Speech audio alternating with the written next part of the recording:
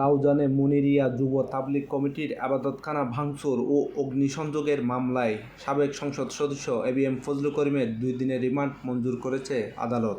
মঙ্গলবার সকালে Chittagong judicial magistrate Nurul হারুনের আদালত এই রিমান্ড মঞ্জুর করেন।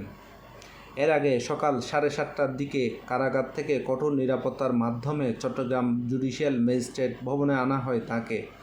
এ সময় তার প্রিয়জন ভ্যান লক্ষ্য করে ইটপাটকেল নিক্ষেপ করেন বিক্ষুব্ধ জনতা।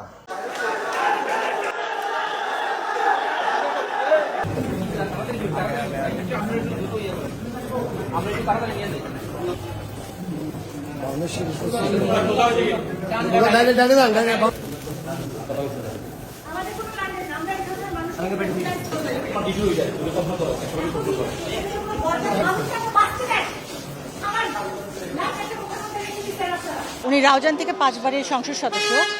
এই সরকার যেভাবে আশ্বস্ত করেছেন অবশ্যই ন্যায় বিচার পাবো, সে অনুযায়ী পাওয়া উচিত না।